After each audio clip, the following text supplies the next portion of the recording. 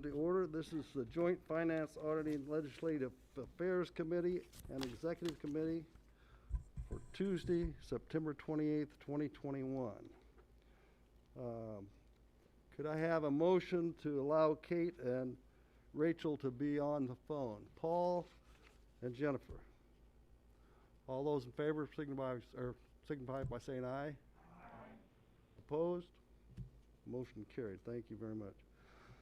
The first item is the approval of the August 24th minutes and the August 24th Executive Committee minutes. Sharon and Linda, thank you. Any discussion or comments on the minutes? Okay, all those in favor say aye. Aye. Opposed? Aye. Those were affirmative on phone? Yes. Okay, thank you. Yes. Yes. Okay, all right. Motion carried unanimously. Thank you. Okay, budget. Can I have a motion as the budget presented to us?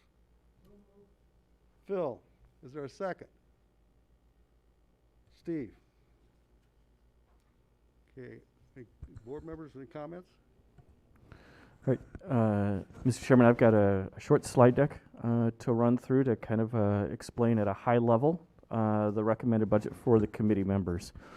If you've been in any of the other committees yesterday and today, some of this will be repetitive, but there are a couple of additional slides for this committee that other committee members have not seen yet. So to start off, to remind everyone, the FY22 recommended budget has $118.58 million in revenues or sources and $121.88 million in expenditures or uses. Yes, those numbers are not balanced, and that is because the recommended budget includes the use of targeted use of reserves and fund balances in a couple of areas. Two short examples for everyone in terms of how you are, under your financial policies, are allowed to use fund balance are both large-scale projects. The first is the enterprise finance software project that you awarded a contract to earlier this year. We've been saving for that project in the IT fund for a number of years, and we'll be spending down what we saved for in those reserves over the next several years as we implement that software project.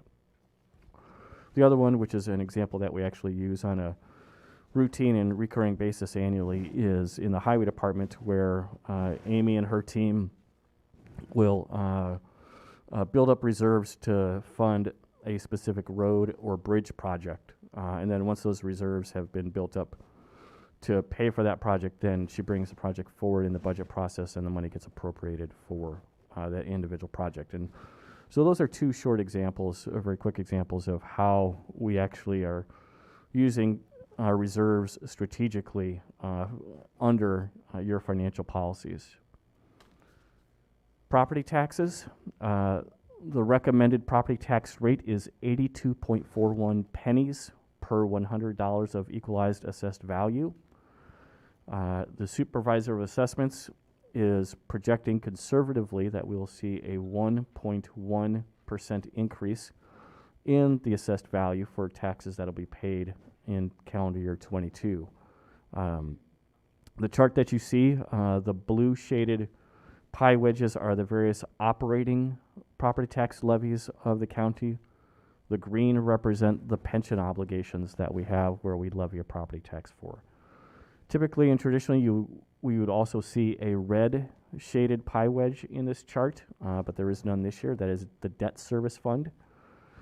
Because we paid off some short-term debt that was issued about a decade ago this year, there is no need to levy debt for debt service in 2022. That savings, though, is being shifted to the FICA fund because there our reserves are a little bit low and are not able to meet seasonal cash flow needs of that fund. And by seasonal cash flow means, for everyone's benefit, that is in the last quarter in each spring between the time where the county treasurer has distributed the last installment of property taxes from the prior year until we get the first installment of property tax distribution in 2022. We have to survive in that fund on the reserves from a cash flow standpoint. So as cash flows reserves need to be a little bit higher so that we can meet those seasonal cash flows, because that's the time of year where cash flow is at its lowest. The other major change in the various levies is that we are implementing some recommendations from Bellwether in terms of how we fund our risk management and toward immunity fund. That fund covers unemployment liabilities, workmen's compensation claims, and general liabilities of the county, whether that be property liability insurance and claims or any litigation that we may be engaged with. That study recommended that we move away from a long-held practice of ours to do these convoluted chargebacks between various funds and the risk fund, and actually use the levy that is permissible to fund those expenditures. And so we've reduced the general fund levy and shifted that to the risk management fund levy so as to generate enough property taxes to pay for those three basic services that are covered by the risk management fund. The other and final change in property taxes, which is a small one, and that is in the University of Illinois Extension. That goes from roughly $52,000 up to $112,930. That is essentially a restoration of the U of I Extension's portion of the levy, where we cut it 50% for the current FY21 budget. So that is property taxes. Wearing just the hat of your Finance Committee hat, the oversight that the Finance Committee has over individual departments, there are three of them, one in the general fund, and one in the debt service fund, and one in an enterprise fund in Headington Oaks. The revenues that are recommended for those three funds are total a little bit more than $5.3 million. The expenditures, $6.4 million and change. Wearing your executive committee hat, there are multiple departments, both in the general fund and not, that are under your purview and oversight. The revenues for those funds represent $31.46 million, and there is $8.58 million in expenditures. If you kind of look at those in relationship to the total, in terms of how we divide up the various committees, Finance Committee has responsibility and oversight of 5% of the revenues and the expenditures across the entire organization. And the Executive Committee has 27% of the revenues and 7% of the expenditures.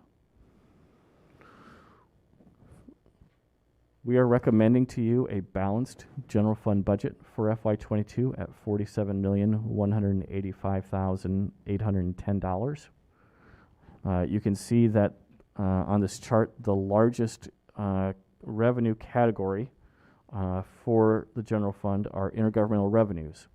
Those include sales and use taxes that we generate. It includes income tax, any state shared salary revenues that we're able to collect for positions in the general fund that are eligible, and the general fund's share of personal property replacement tax.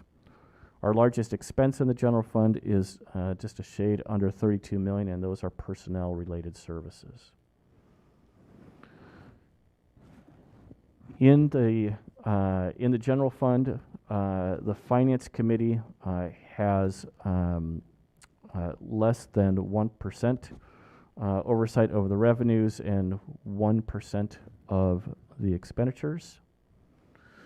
Wearing your Executive Committee hat, you have oversight of 2/3 of the general fund's revenues and 17% of the general fund's expenditures.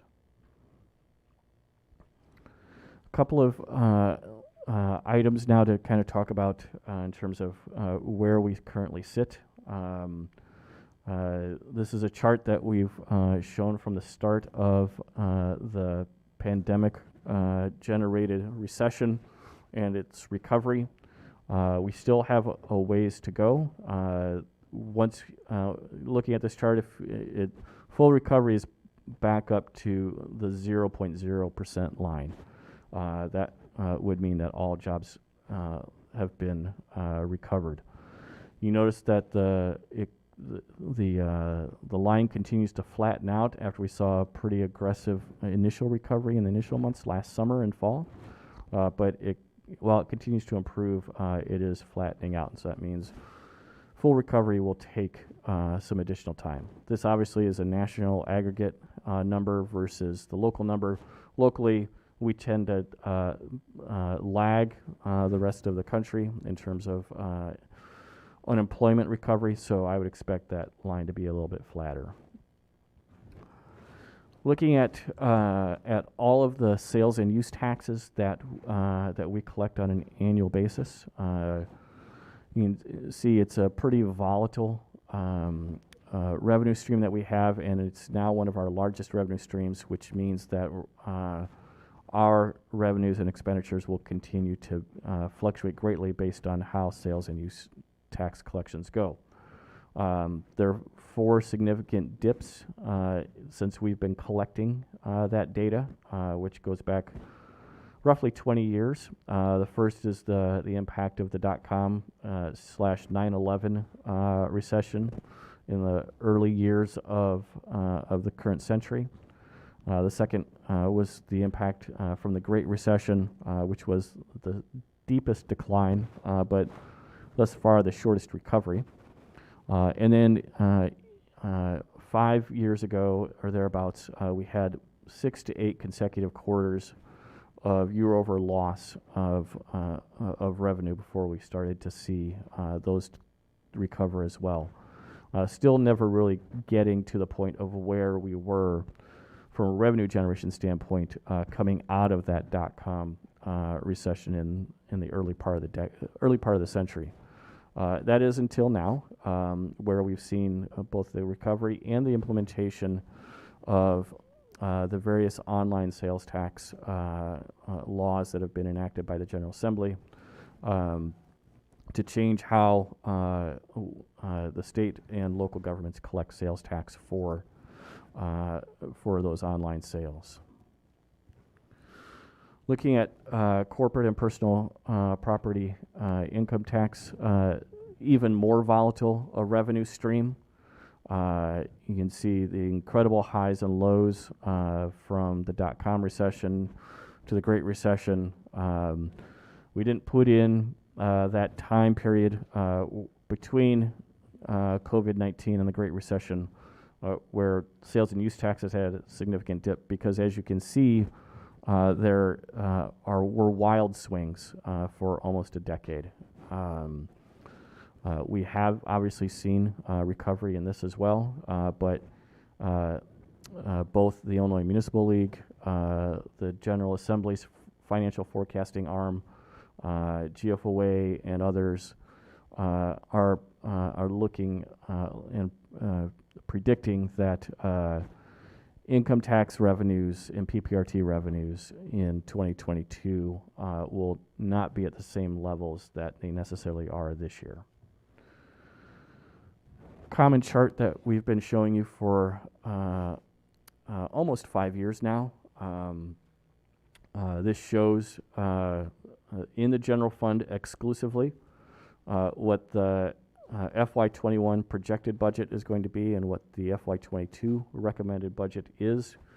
The blue area represents the actual reserves on hand.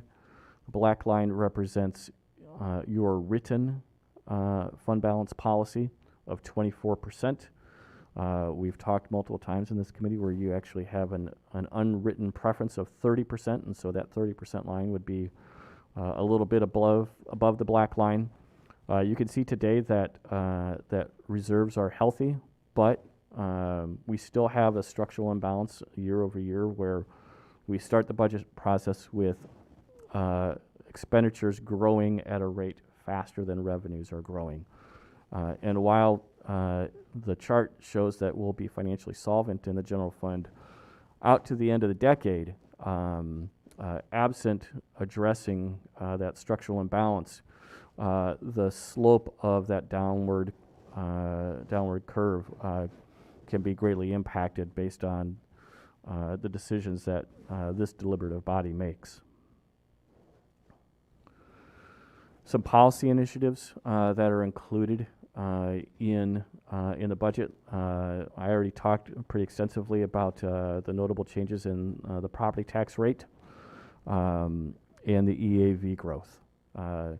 As we talked about in one of the committees yesterday, that 1.1% of EAV growth equals roughly $300,000 of additional property tax revenue, given the property tax rate remaining unchanged at 82.41 pennies. Some personnel-related changes that are in this budget include some additions in PCAPs, the public defender continuing our strategy to decrease our contracted assistant public defenders, the sheriff's office, changes in the auditor's office, changes in finance and circuit clerk, JDC, where we need to look at a different staffing model given current trends in the crime rate, and then additional personal under the personnel related changes are the health insurance premiums, which Mr. Renault's committee voted to recommend approval of at their meeting yesterday.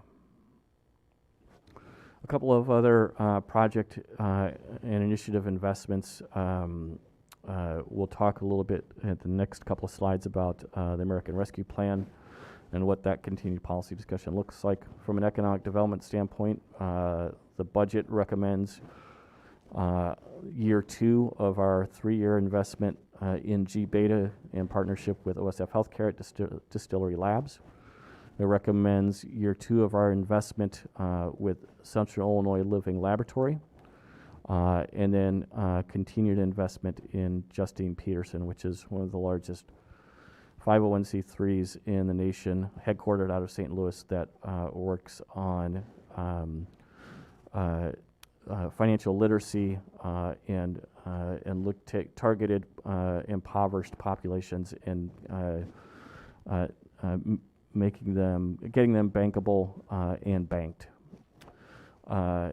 Next, HHS campus will be in the pre-construction, discovery, and design phases, and there will be a renovate versus replacement policy decision for you sometime next year. And then lastly, COVID-19, the continued community recovery and managing those operational impacts, those are mostly done through the health department. Mr. Chairman, the next 2 slides specifically talk about the American Rescue Plan Act, and committee members, you should have at your desk a landscaped sheet of white paper. I'm going to respectfully ask for an amendment to the recommended budget in the American Rescue Plan, or ARP fund. It's a newly created fund where we are using to account for and track the expenditures of anything related to the American Rescue Plan Act. You can see on the table that's up on the screen that we've created a matrix in terms of the 5 categories of how we would use those dollars that we've talked to this committee about. This is the 3rd time we've talked to you about them. And then we've also put a matrix out in terms of, over a course of time, how we might allocate those dollars. And so this is our recommendation for how we would be doing that.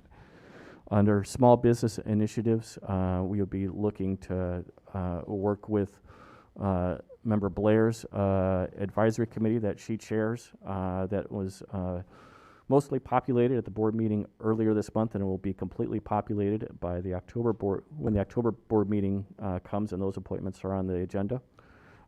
in partnership with Greater Peoria EDC to create programming to provide assistance to small businesses in our community. We've had quite a bit of discussion about broadband services, specifically in the rural areas. The money recommended for in 2022 would be to do initial planning and position ourselves so that we can actually go compete for federal dollars that are in the infrastructure bill. There's somewhere $6 or $7 billion available for broadband. As we've kind of talked about, the recommendation is still that we, the county, do not get in the pipes and wire business, but we want to treat it like rural electrification, whereas we would be partnering with the private sector who are internet service providers to use these dollars and the federal dollars that we would leverage with these dollars to have them expand their infrastructure to deliver those broadband services to portions of the county where it is either completely absent or the speed for upload and download is completely inadequate for families' needs today. Social determinants of public health. We've talked about the city of Peoria will be matching our number to create an equity fund. It'd be our recommendation, as I've talked about previously, to nest that equity fund at the health department, and distribution of those dollars to the community would be through evidence-based practices. Next is the HHS campus. That design work that we talked about on the previous slide would be slated for FY22, and then any construction we would look at starting in FY23. And then the fifth and final category is capital improvements. We have level across the 4 years as recommended, an amount that we would appropriate for capital improvements. Mr. Salzer's committee, the infrastructure committee, would bring forward to the full county board recommendations on how or which projects we would use these dollars to fund. Last slide shows you how that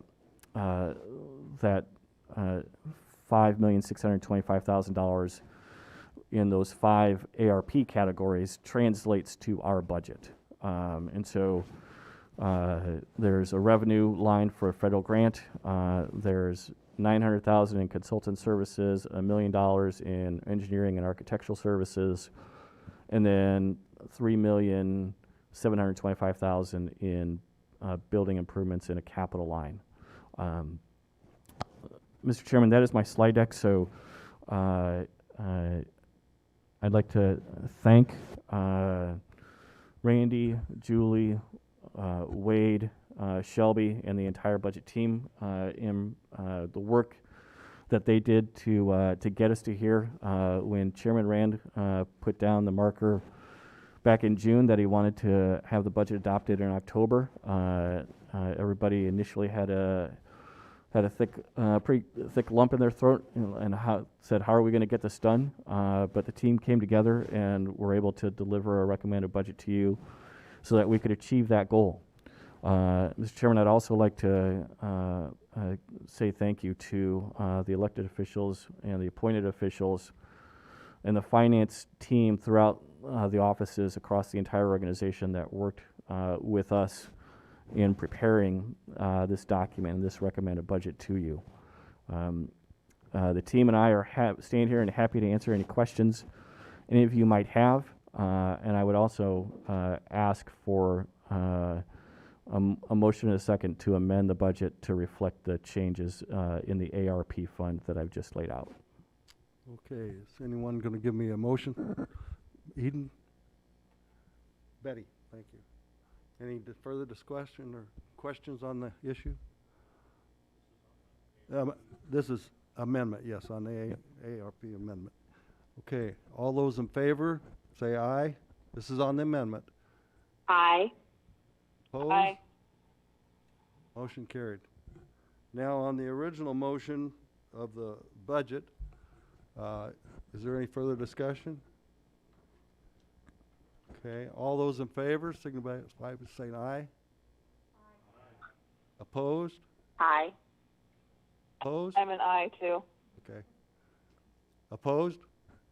Motion carried. Okay, I have some prepared remarks I'd like to read.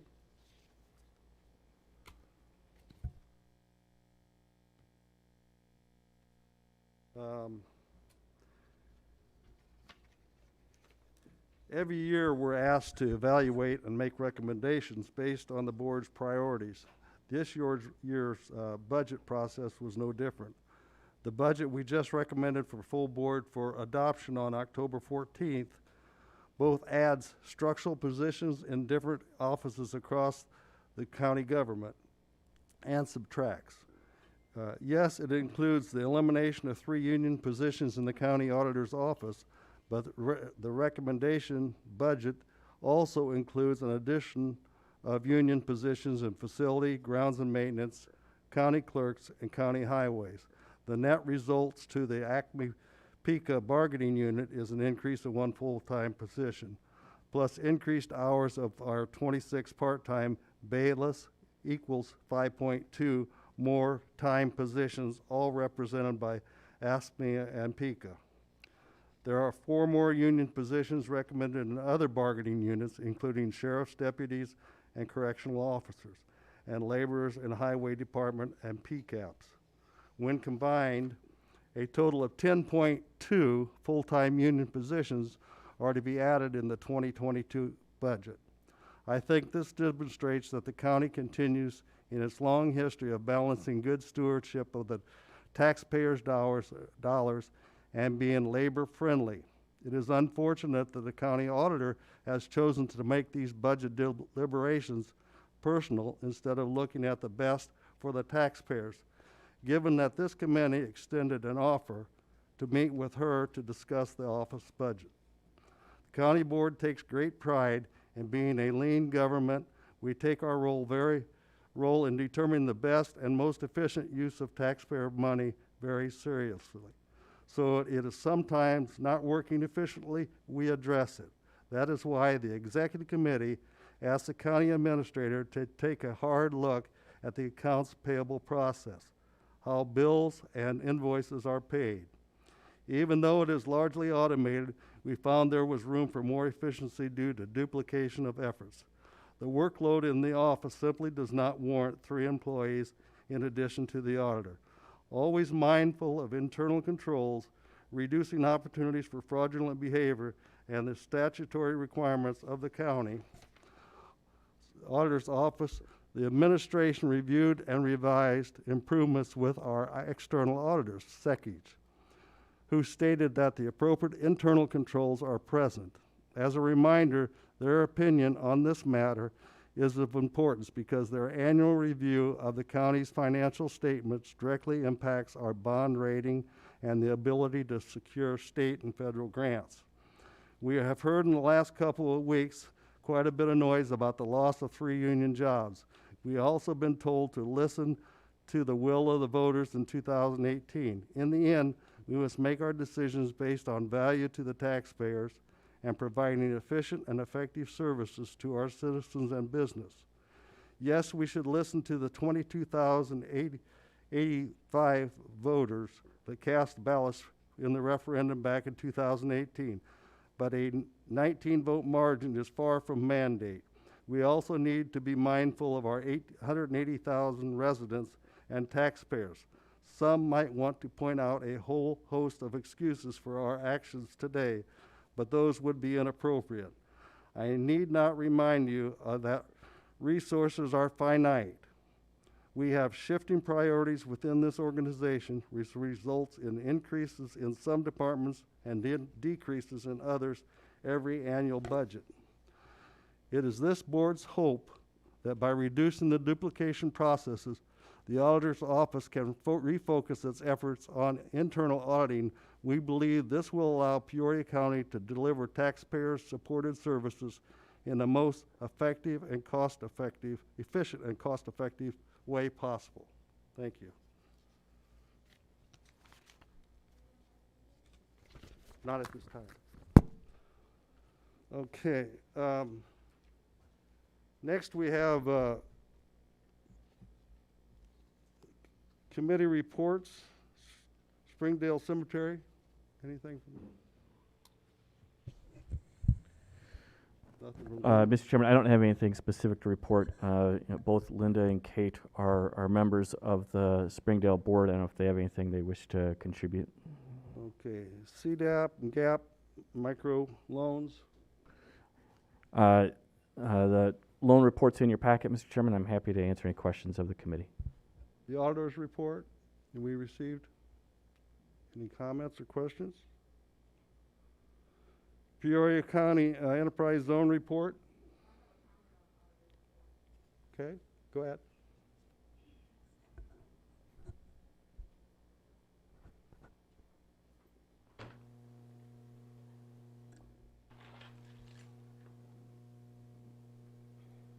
The auditor's report is in front of you today.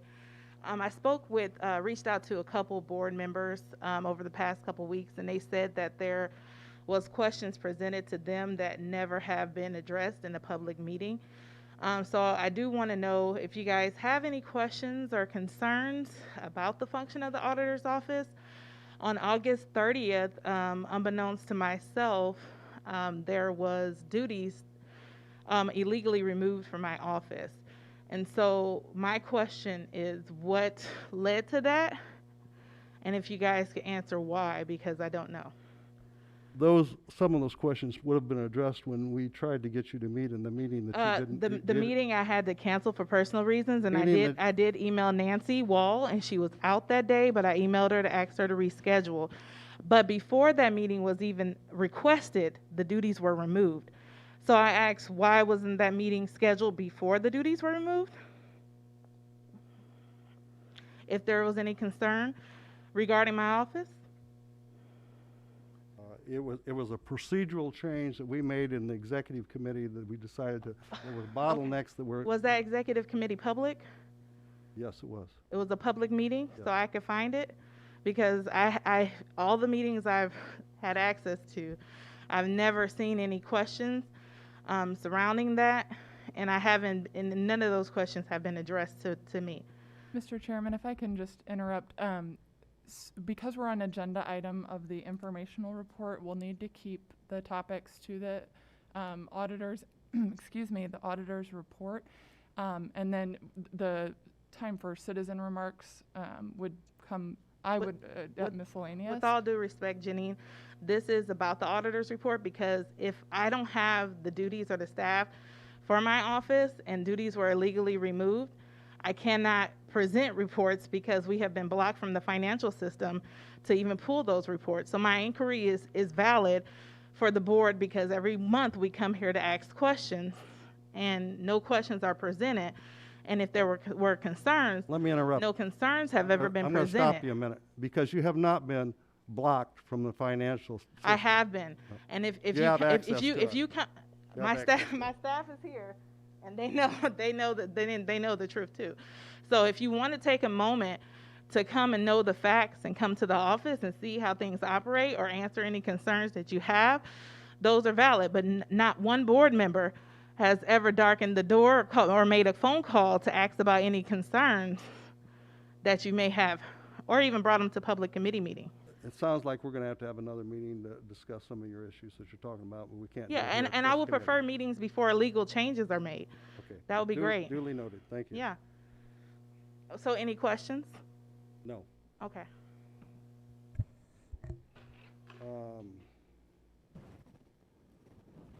Community Development Assistance Program Fund. So that report, along with the enterprise zone report, is in your packet, Mr. Chairman. Happy to answer any questions the committee members may have. And the University of Illinois Extension Fund, the same. Correct. And Mr. Chairman, I would say for the monthly financial report, the Headington Oaks financial report and financial plan, those are all in your packet. We are happy to answer any questions that you may have about any one of those. So happy to answer any questions if there are any. All right, thank you.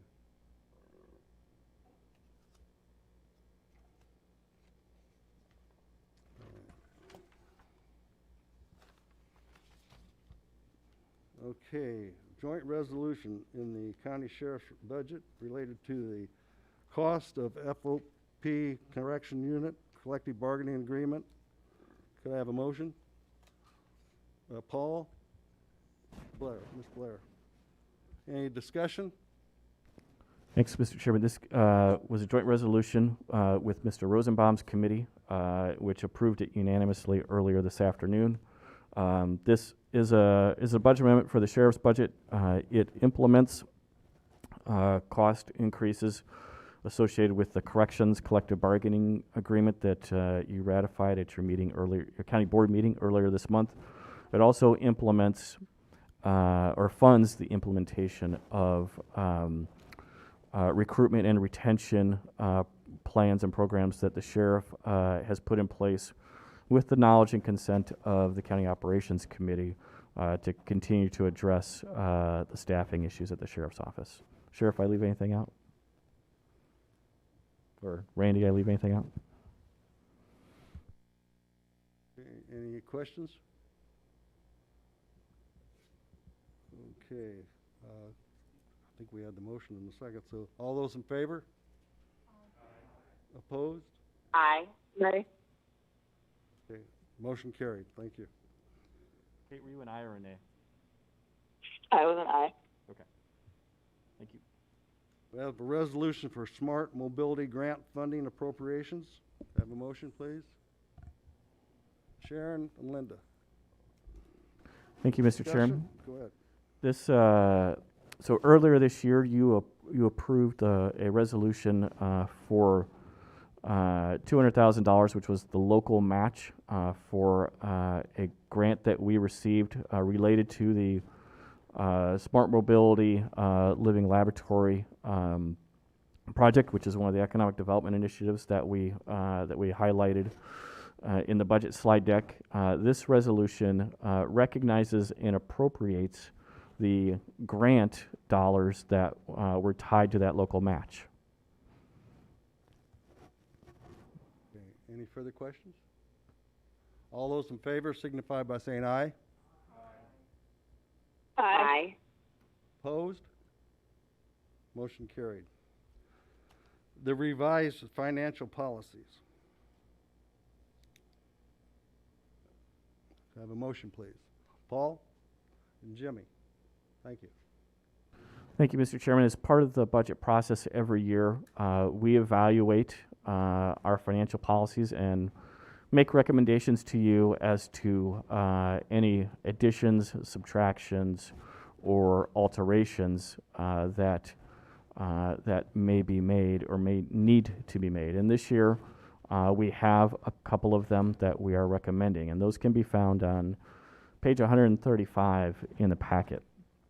The first change that we are recommending is an add to the purchasing portion of the accounting policies, and it reads as follows. Peoria County employees should, when making purchases, ensure that a current sales tax exemption form is provided to the vendor so that sales tax is not computed on an invoice and the county avoids paying sales tax. In rare and extenuating circumstances, it may be necessary for a Peoria County employee to make a purchase where it is not practical or possible to present a vendor with the sales tax exemption form and avoid paying sales tax on that purchase. In these cases, the circumstances of the purchase will be reviewed by the county administrator and may result in sales tax being paid on the purchase if the situation warrants it.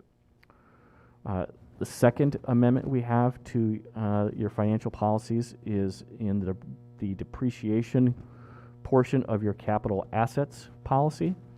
And this is a change. You can see that at the bottom of page 135, we are deleting the two words as follows and adding the words listed in the accounting policy section under capital assets.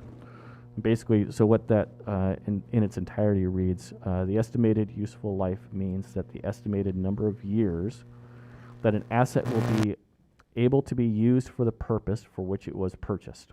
Estimated useful lives for the category of assets identified in this policy are listed in the accounting policy section under capital assets. The third and final recommended change to your financial policies is found on page 136 in your packets.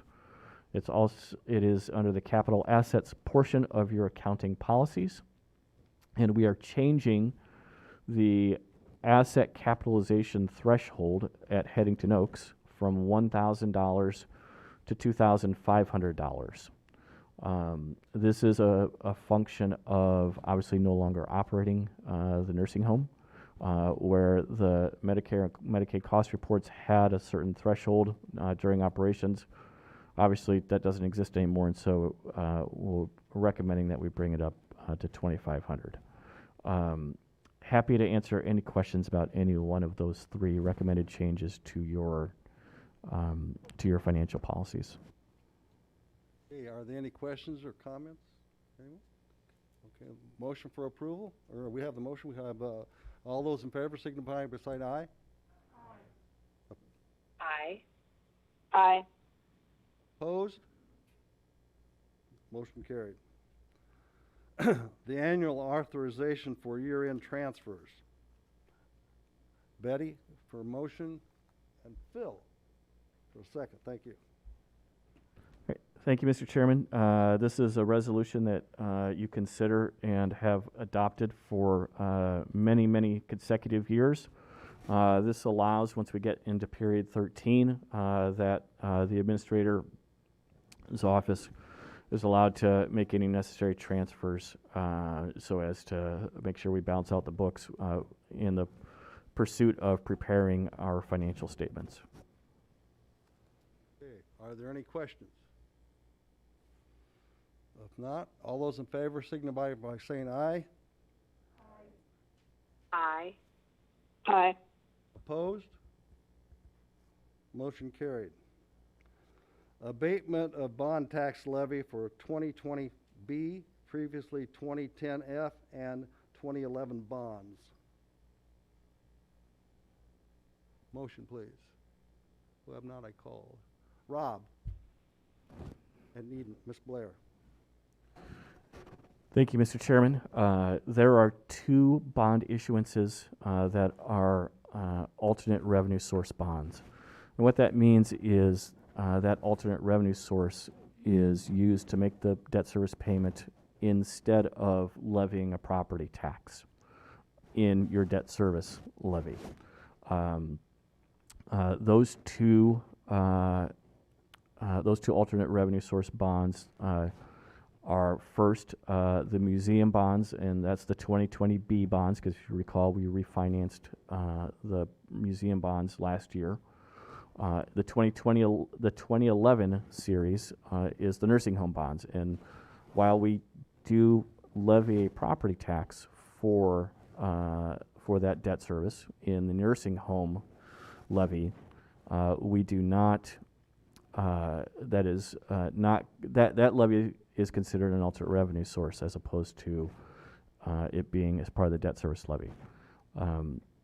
This resolution says that by adopting it, you do not have to use your debt service levy to levy those property taxes to make these bond payments, because we will use the public facility sales tax to make the museum payments, and we will use a combination of the nursing home property tax levy and public facility sales tax proceeds to make the nursing home bond payments in 2022.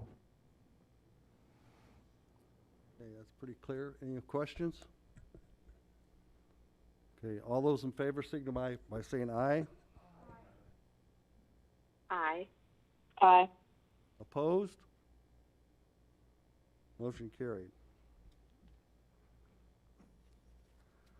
Okay, the approval of the annual tax levy ordinance. Motion, please. Betty, that was quick. Phil, you're looking down? Thank you. There's a second. Thank you, Mr. Chairman. So the tax levy ordinance before you is for, as I said earlier, the 82.41 pennies. The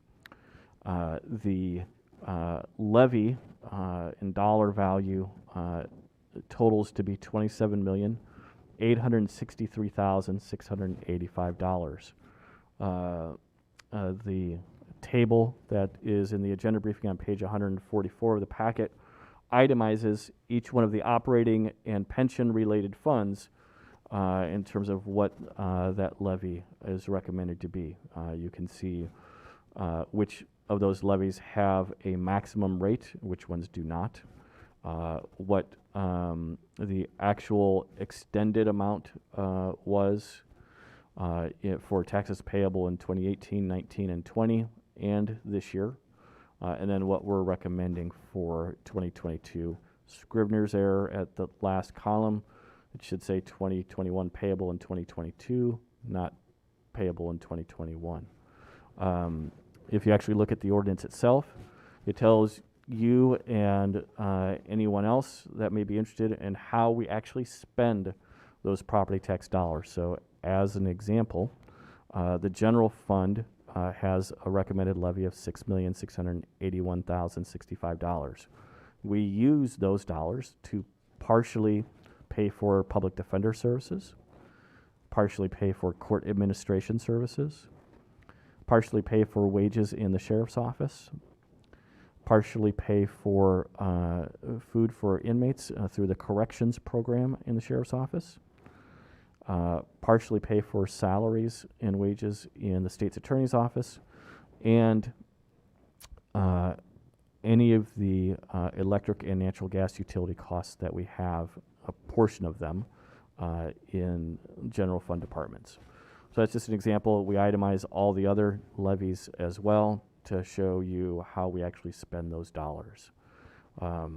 Happy to answer any questions, Mr. Chairman. Linda. So for the Headington Oaks amount of the property tax, can you tell me how much of that goes to pay off the principal? Yes, let me open up my budget book. Hold on one sec. I mean, I see on page 10 in the finance area that it says the principal remaining is 39 million. The interest remaining is 24 million, and the total is almost 64 million. So it seems like we should be concerned about that total amount of liability. Correct. And so the current remaining time on those bonds is 20 years, and we are in the window, as we have been for a while now, to refinance those. As we've worked through the process of trying to dispose of that asset, we have chosen, and as long as interest rates have remained low, we've chosen to not refinance those bonds yet because we want to apply any sale proceeds to that principal payment to buy down that principal.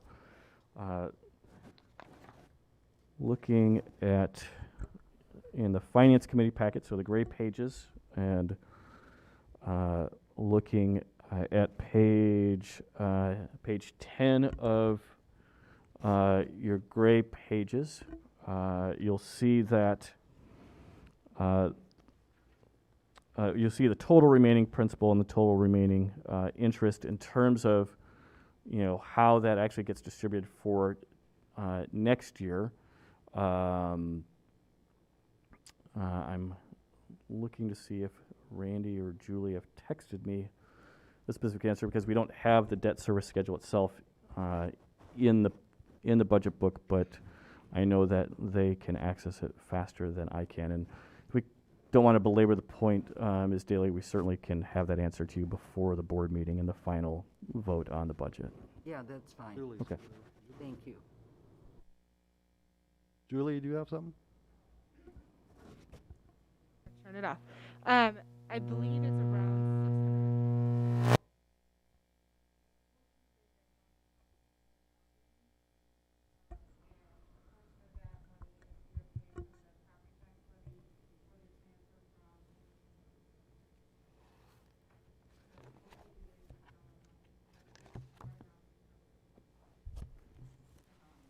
You're saying 600,000 comes off the principal. Okay. All right, thank you. Okay, any other questions? Okay, if not, we'll have a motion, or I have a vote on that, please. All those in favor signify by saying aye. Opposed? Aye. Opposed? Motion carried. Okay, F 2022 Annual Appropriation Budget and Ordinance. Budget Ordinance. Can I have a motion, please? Sharon. Ms. Blair, you're my standby. Thank you. All right. Thank you, Mr. Chairman. With the amendment that the committee approved earlier this meeting, the total recommended revenues for FY22 total $124,207,750. The expenditures total $127,505,605. The ordinance that is in your packet shows by fund what the beginning balance is, what the revenues and expenditures are, and what we anticipate the ending balance will be, along with what that surplus or deficit might be and the percent change. Obviously, we will update page 152 of the packet to reflect the amendment that the committee approved earlier in the meeting relating to the ARP fund, but otherwise, what you see before you is what you've approved earlier in the agenda in item number 3. Any questions? Comments? Morning. Okay, then all those in favor say aye. Aye. Aye. Opposed? Motion carried.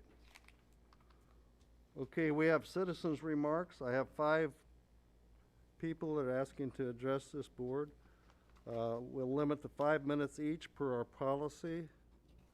They are in no particular order, it's just as I handed them to me. And this is not a session where we debate back and forth. You just present to us and we take it. So the first one I have is Tim Lavelle.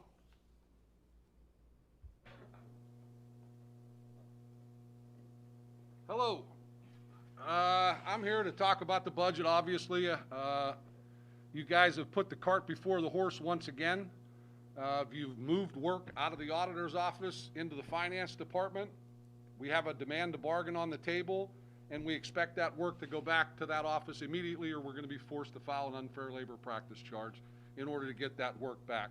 We would ask that you would fund those 3 jobs. We don't think that it's appropriate for you to take the money out of that office, and we would ask that that money be put back into the budget. We'll be back here on the 14th to ask the same question of the whole board.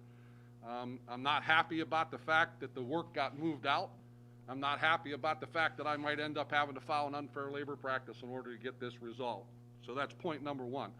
Point number 2, I think it's absolutely reprehensible that this budget spends all $34 million on things that may be coming up in this next plan as far as the infrastructure bill. There's not one thin dime in that proposal for any workers. And the American Rescue Plan allows you to pay up to $13 per person, or $25,000 of that money, and not one thin dime in that budget goes to these workers that have worked through the pandemic. And probably the most egregious thing that I see in this budget is that 100% of the increase in the insurance cost is going to be turned over to the workers. And that means that the premiums are going to go from approximately $500, $579 to almost $1,000 a month is what these folks are going to be paying in premiums. If a worker makes an average, which the average worker here makes is $18, that's going to be 37% of their pre-tax dollars that's going to pay a premium. Some of that $34 million has to be used in order to recognize that. It has to be. So what I would ask you guys to do is to reconsider your positions. I understand that there's a struggle that's going on. I don't want my people to be involved in that struggle. They should be able to continue their work, continue to do the important job, and those positions should be funded. So I would really, really ask you guys to reconsider $34 million and not a dime of it into the employees' pockets. Everywhere that I've been around Peoria, I've been able to get something out of every single employer. And you know I'm coming back here with the demand to bargain to get some of that money for these workers. And I just think it's a shame. I think it's a shame that $34 million and not a dime for workers. Okay, the next I have Jessica Thomas.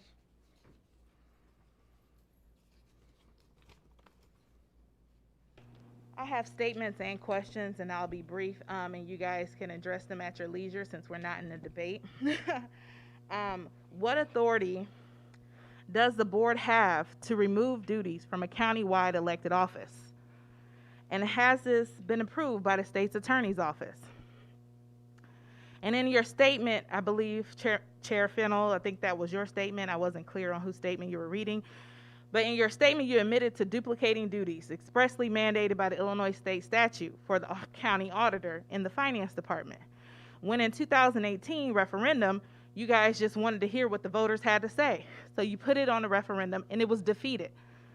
It was defeated. It lost. So the voters spoke. But instead of respecting what the voters had to say, you not only continue to duplicate duties that are expressly granted to the county auditors in the finance department, and you funded those duties, duplicated duties. So when you say you want to save money, saving money is eradicating those duplicated duties in the department which you legally control. You do not control the county auditor's office. That is mandated by state law, and the referendum upheld that state law. So respecting the voters' wishes and being dutiful to the budget and the taxpayers' dollars, the wise thing to do would to eliminate the duplicative duties that you created in 2007. Keeping the finance office is a slap to the taxpayers' faces. When they voted in 2018, they voted to keep the office of the auditor. They did not vote for you guys to duplicate those duties and finance those duties and continually take from a state-mandated office. And then when you said it's not personal, can you explain that to my 3 union women employees, that it's not personal, that you're proposing for them to lose their job after the holiday season in the middle of a pandemic? Please explain to them how that's not personal. It's very personal. And the undue stress and hardship that you've put on these women are unbearable, and it's sickening. It is sickening. So I just implore you all and all you county board members, you know how to contact me. You know I pick up if you want to have any questions or phone calls or anything. But it's very disappointing that none of you have reached out. And I know that you guys are under a gag order right now and you can't speak out, but your constituents are reaching out to you. And they want to know why you're doing this. I want to know why you're doing this. And no answers are to be had. So whoever put you on that gag order, it's time to be released because your constituents want answers. I want answers, and this is appalling to be happening in the middle of a pandemic where people are losing people and just trying to live, for you to be threatening their job and their livelihood and disobeying the will of the people of Peoria County. It's disappointing.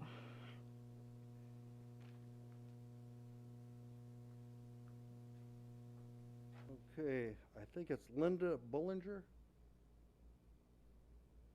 Is that right? Linda, or is it Winda? I can't tell if that's a W or L. Okay, so, yeah, there's a microphone over here.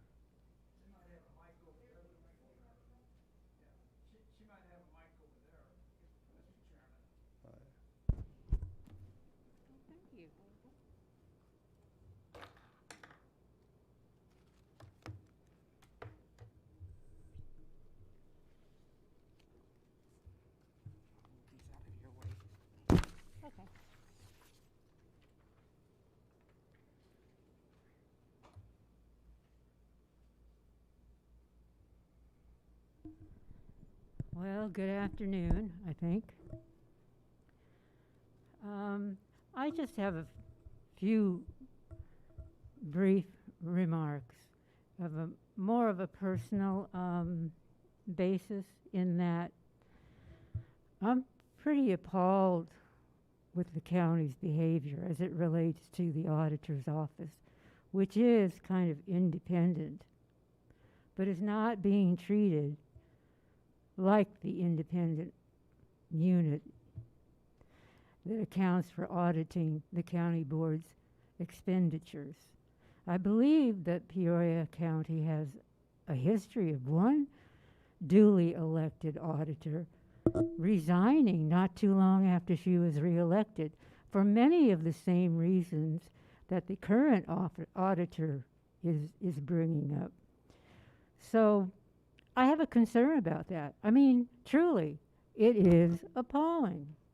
Also, going back to what the auditor already said, and that Scott Sorrell would dismiss it in terms of 3 or 4 votes as it relates to the referendum.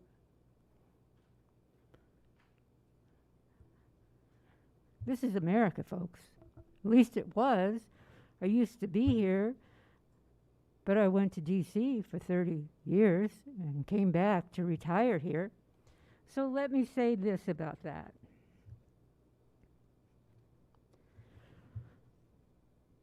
What does it say that this county board is so intent on controlling how their expenditures of money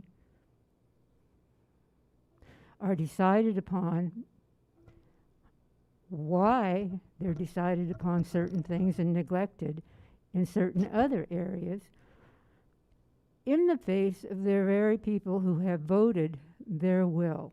Now, who the Sam Hill am I to come unrecognized? I'm sure you don't know who I am, but I can say that by the city of Peoria itself, for whom the federal government provided them the monies to select someone in 1973 to come up with the affirmative action program for the city, and that person was me. And I not only did that, I brought the communities together, the 3 black male leaders, together with the Peoria Organization of Women for Equal Rights, the National Organization for Women, united in common cause, if you will, over the sudden dismissal of myself for a bogus reason of I turned in lousy administrative reports.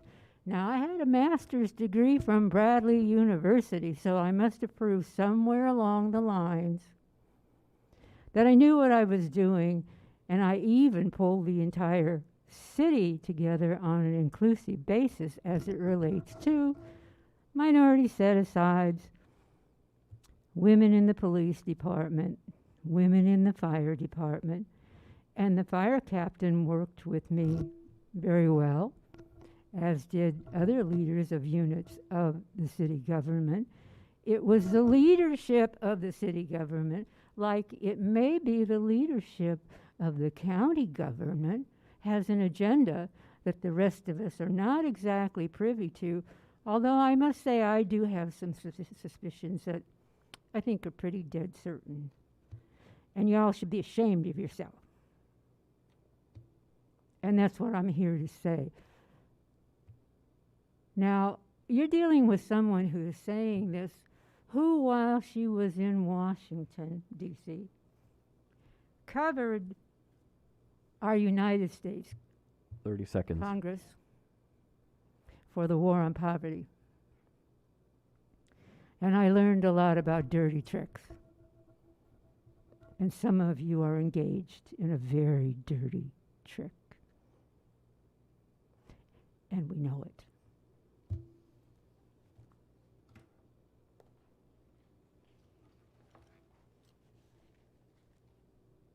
Thank you.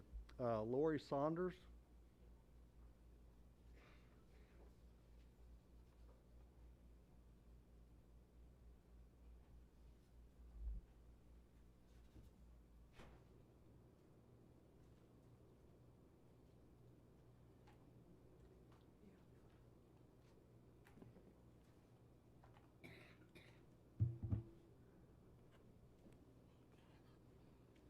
So I am clocked out, so I am coming as a citizen and born and raised in Peoria.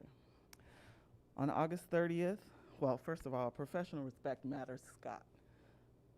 On August 30th, I was not given the common decency of being told that my job was changing. I learned it with everyone else. My job has been threatened no less than 3 times in the 4 months that I've worked here. I'm sorry, I'm slightly emotional. My mother sat here, or was it here, for 2 terms. I helped her get here. So this is a little emotional for me. I still, to this day, have gotten no direction from this county administrator or his office telling me what I'm supposed to do, what I'm not supposed to do. I've learned from other employees of the county administration, of the county, on asking me to do things. If you want my job, take the whole thing. Don't make me do bits and pieces. It's embarrassing, it's frustrating, it's intimidating.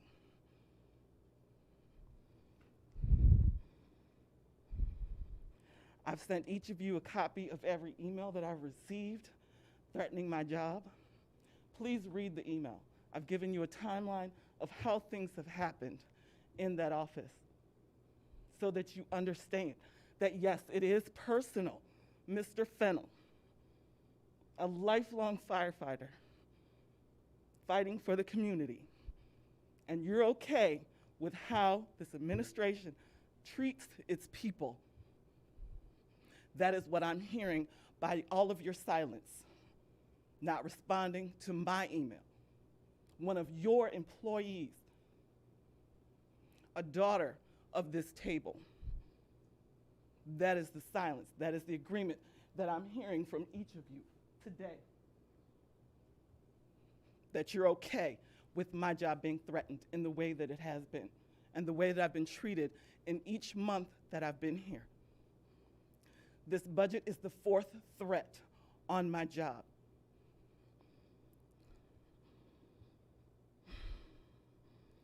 I've been in this room and witnessed the discussions about things, parts of Jessica's job, and Jessica does ask every month, any questions?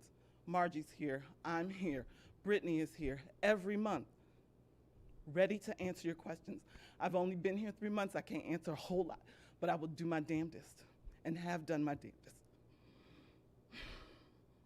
Did you know that Jessica's P card is checked no less than 4 times, the 4th time being Nicole, the treasurer, but yet her P card was taken away for not complying with the checks and balances, and you've blindly said okay to that.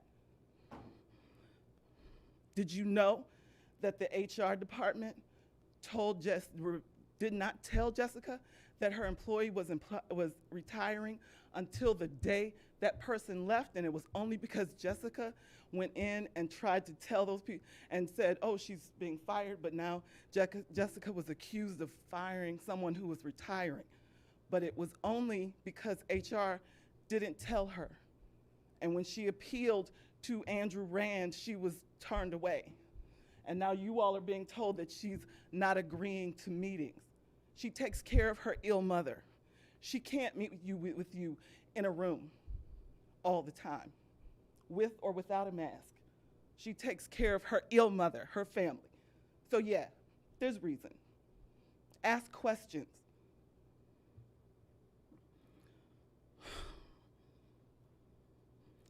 Then she was not allowed to hire anyone for 4 months. Margie Kowalski, for 4 months, did all the pre-audits. She did all the P cards. She did all of the prevailing wage work and did every report. Not one report was missed 30 during seconds. that time. And she was alone. Excuse me, I might go over. She did that alone. And now Randy is asking for special permission for June, who has never been trained as an auditor, to have a week off. Margie did not have that opportunity. She just took vacation because she stayed to train me and Brittany.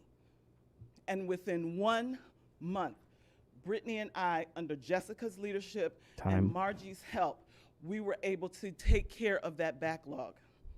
And every bill was paid to the best of his ability. Has run. I heard him. We'll need to move to the So next person. if you, those of you who are affiliated How with much longer do unions, I suggest that you get with the union. Getting rid of 3 jobs because of 10, come on, man. If we're lagging behind in unemployment, then why put me on the unemployment line? Eliminating the auditor's office and its staff invites fraudulent behavior. Thank you. Thank you.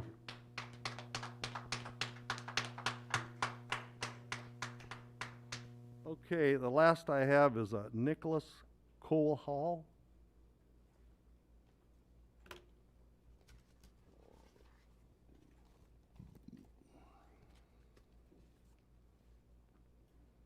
My name is Nicholas Hall. I am here representing, to the best of my ability, the Peoria Democratic Socialists of America and the Illinois Central College's Young Democratic Socialists of America.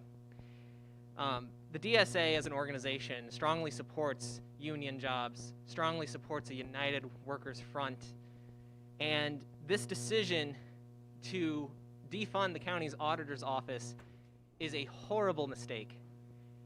It is deeply anti-working class. It is something that invites and lays the groundwork for financial corruption and crony capitalism. It limits the ability of the auditor's office to maintain financial transparency for the voters of Peoria County. This office should not and must not be under the county board's control. You do not have the ability to say something that goes directly against the referendum in 2018. That was democratically decided, and your decisions here today are deeply undemocratic. Those responsible for our financial transparency of our public officials must remain independent. It was mentioned earlier as well that in the discussion that these union jobs are being cut so that you can increase union jobs for the sheriff's office. In negotiation with, and correct me if I am incorrect, but the Fraternal Order of Police, a racist, white supremacist organization that has continued to allow police to avoid and skirt accountability. This decision is unnecessary, as the county, by its own admission, has repeatedly admitted that it is in good financial shape. Defunding the auditor's office is not acceptable under these conditions. The potential lawsuits from the union could outweigh any savings that might be made by cutting these jobs. Peoria has a long history of supporting its strong working class movements, and you are choosing to be on the opposite end of this movement, of the working class. Restore and protect the union jobs here in the county auditor's office, and respect the votes of Peoria County residents. Thank you. Okay, under miscellaneous, I have one other item. Mr. Randy Bruner, would you come up here, please?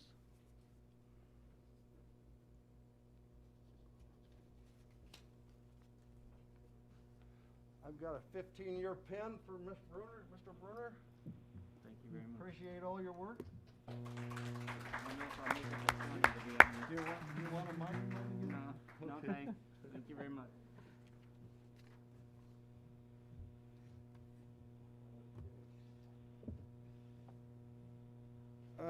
Any other thing for board members? come before the meeting. Any remarks? Miscellaneous? Mr. Chairman, if you want to take under miscellaneous, just if any of the committee chairs want to recap their committee meetings, you could have the opportunity to do that. We did have those earlier today. Let me get back to where those pages start. I've got it up. I'm happy to walk through those for you. Okay, if So, you would. first up would be Mr. Renault in County Operations. Anything you want to?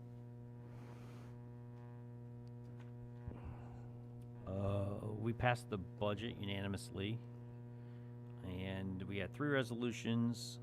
They all passed unanimously. The first was setting the staffing count for 2022. The second is awarding a third-party administrator for our risk management services, and the last one was setting the healthcare premiums for 2022.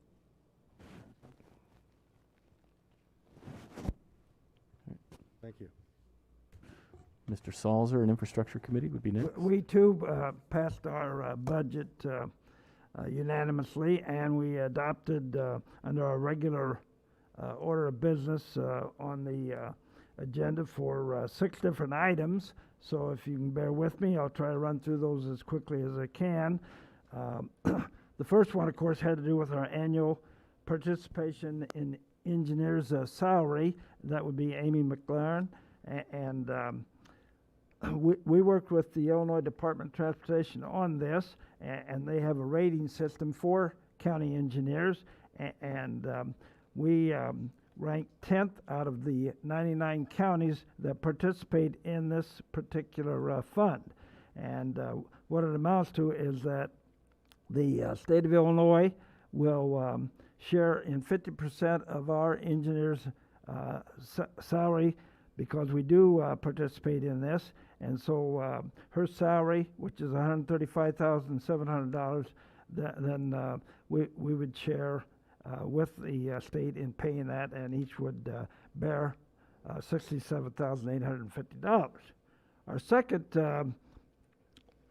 resolution that we adopted has to do with the Slane Culvert project in Akron Township, and there will be no county funds used in this. The township, Akron, they came and they offered to, of course, use their Rebuild Illinois money and also the township motor fuel tax. And they bought this culvert, which amounts to about $60,000 from Meadow Culverts, and we had to approve this purchase. And they are out of Jefferson City, Missouri. And like I said, Akron pays this entire cost, so it doesn't cost the or cost the county anything. The third agreement, resolution that we passed, it was an agreement, and this was with the federal government. It's going to save us some money. It's got to do with the Pulsifer road project, which we had a Hanson, I believe it was. Am I right, Scott? Hanson Engineering was employed a few months ago to work on the Pulsifer Road project, to do the designing and so forth.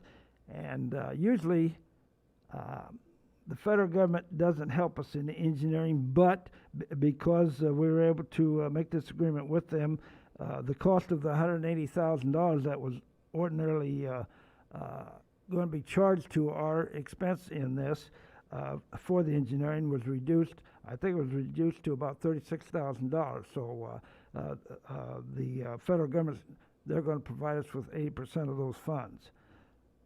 The next resolution I have down here is another one where we made an agreement in regard to the federal government, and that was the Dogtown Lane bridge replacement. I think that's out in Mr. Windish's area, and it was an 80-20 project. Our source of funds on this, which is going to be about $360,000, is going to be through the county bridge fund. So we have the money provided to proceed with this project. Now, There'll be a bid on this project, and the bid letting is going to be the 5th of November. And IDOT, they will hold the contract for this. It was explained yesterday that probably work would begin next spring, and they'll probably start maybe clearing the brush and things along the way sometime around March. So you can probably count on work beginning in April for that particular project. Another one that we actually rejected has to do with this letter of commitment with the state. And it's out on Airport Road, and the state wanted us, of course, to assume the responsibility once they built sidewalks along these roads and so forth, that we would maintain them. And it was the recommendation of our highway garage that because it would create too much liability for us, for instance, when it snows, and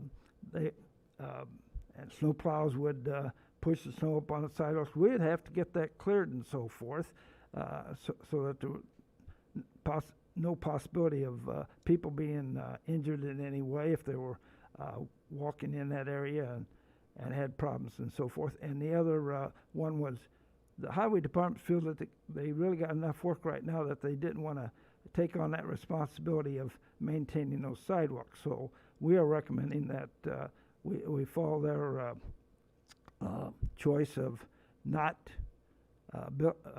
assuming the commitment that the state wants us to do and maintain those sidewalks. The last one here is our annual motor fuel tax,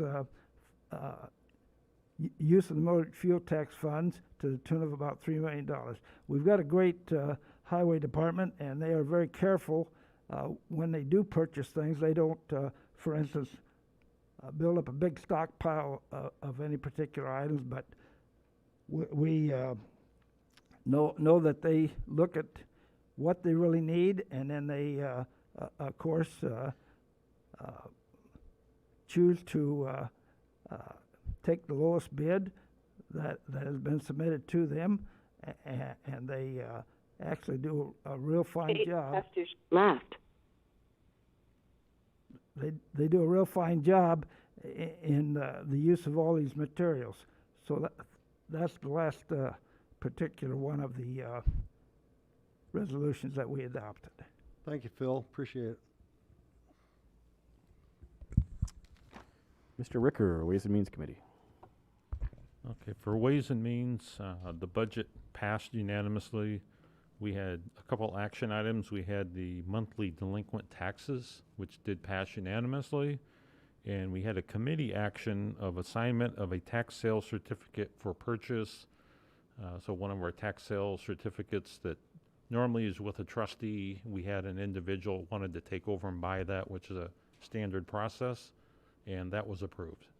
So those were the actions we had for this committee. Thank you, Mr. Ricker.